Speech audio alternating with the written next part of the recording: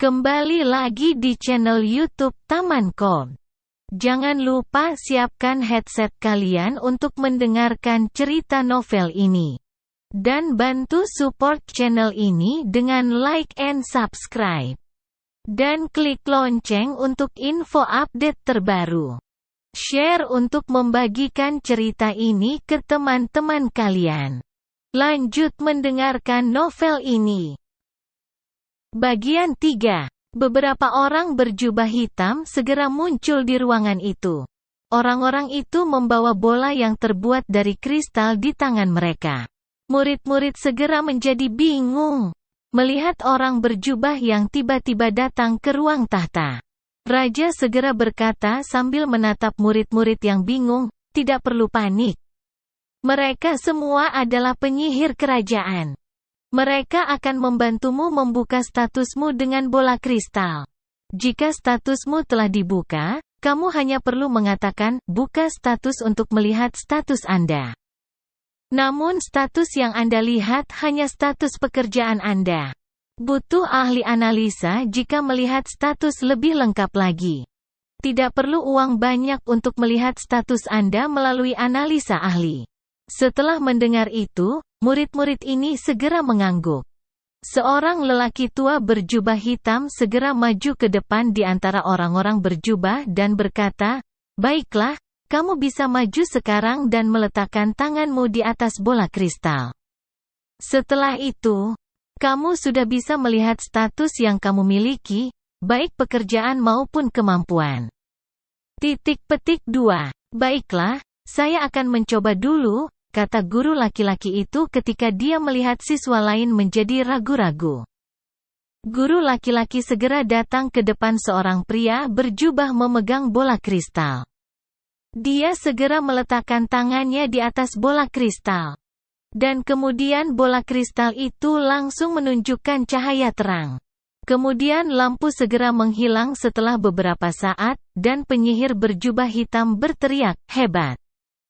Kamu memiliki pekerjaan sebagai Master Ksatria Naga. Benar-benar seorang pahlawan, Tuan Ksatria Naga," kata guru laki-laki itu dengan bingung. Lagi pula, yang dia tahu dari Ksatria Naga adalah petarung yang menaiki naga itu. "Tapi apa maksudnya, Tuan?" Jenderal Levi segera berkata dengan penuh semangat, "Tuan Ksatria Naga. Itu berarti Anda dapat mengendalikan lusinan naga sekaligus. Anda bahkan dapat membawa orang lain yang bukan Ksatria Naga untuk naik ke kapal Anda. Tuan Ksatria Naga bahkan dapat mengendalikan naga yang jauh lebih kuat. Bahkan mengendalikan naga level C tidak menjadi masalah jika levelmu sudah cukup tinggi." "Tingkat C?" Guru laki-laki itu langsung bertanya lagi dengan bingung.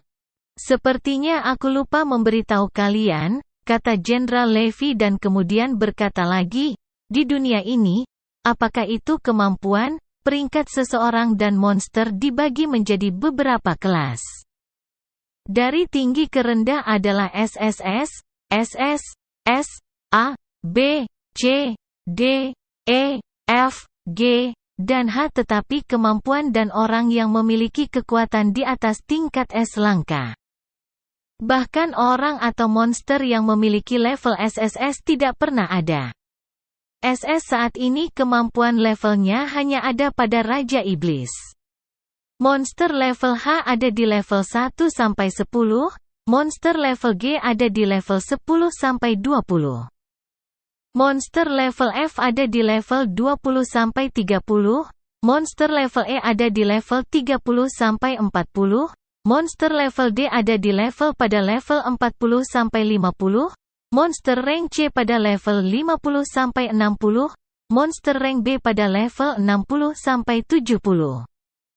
Monster rank A pada level 70-80, monster rank S pada level 80-90, SS monster rank berada di level 90-100, monster rank SSS berada di level 100 ke atas.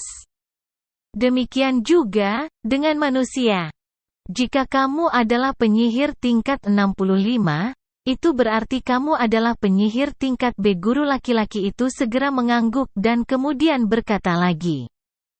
Jika aku hanya bisa menunggangi naga cereng, itu berarti level naga hanya di level 50-60.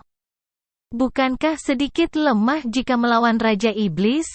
Jenderal Levi segera tersenyum dan berkata, kamu hanya bisa menangkap naga level seperti itu, tapi bukan berarti naga yang sudah ditangkap tidak bisa naik level. Naga itu akan bisa naik level lagi dengan berbagi poin pengalaman dengan Anda. Keunikan utama dari pekerjaan Master Ksatria Naga adalah jumlah naga yang dapat Anda tangkap. Anda dapat menangkap puluhan naga. Jika naga Anda mencapai level 60 ke atas, Anda bisa menjadi orang yang sangat ditakuti di medan perang. Memikirkan tentang lusinan naga level 60 menyerangku, maka aku mungkin bisa mati. Sehebat itu. Bukankah kamu level 85? Bagaimana bisa lusinan naga level 60 mengalahkanmu? Guru laki-laki itu bertanya dengan bingung. Naga adalah monster yang unik, kata Kapten Levi lalu menjelaskan lagi. Naga memiliki kekuatan yang jauh lebih kuat daripada monster atau makhluk hidup dengan level yang sama. Jadi, bukan masalah bagi naga level 60 untuk mengalahkan musuh level 65 lainnya daripada naga. Jika naga level 60 itu tidak memiliki diri mereka sendiri, bahkan jika mereka adalah 5 naga, maka aku bisa melawan mereka. Tetapi jika jumlahnya puluhan, maka saya akan mati. Oleh karena itu, kerja sama sangat penting, dan Anda dapat melawan musuh dengan level yang jauh lebih tinggi dengan bekerja sama. Tetapi beberapa hal tidak dapat dilewati bahkan jika mereka bekerja sama. Misalnya, jika 10.000 level 1 orang melawan Raja Iblis, orang level 1 itu pasti mati. Jadi level juga penting. Setelah Jenderal Levi selesai menjelaskan, sang raja segera berdiri dan berkata, jika kamu telah mencapai level di atas 30, maka aku, sebagai raja, akan mengangkatmu menjadi Kapten Ksatria Naga Kerajaan.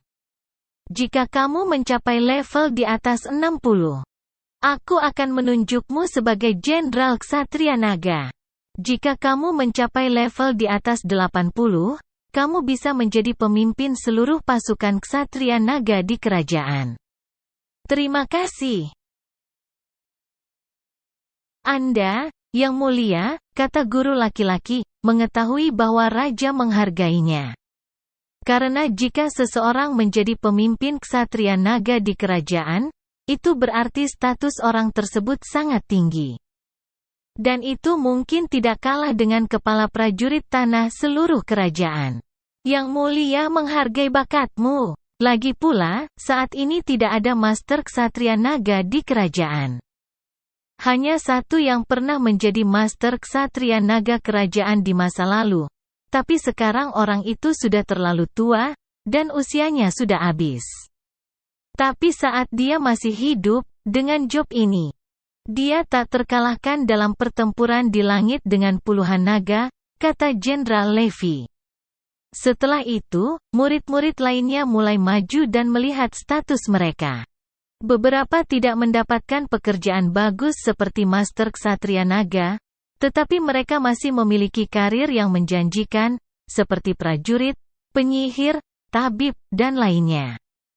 Zeref saat ini segera maju dan menyentuh bola kristal, sebuah cahaya segera terlihat dan menghilang dari bola kristal.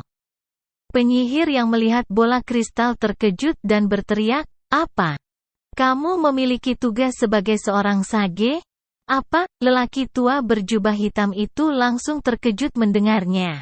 Sage adalah pekerjaan yang mirip dengan penyihir.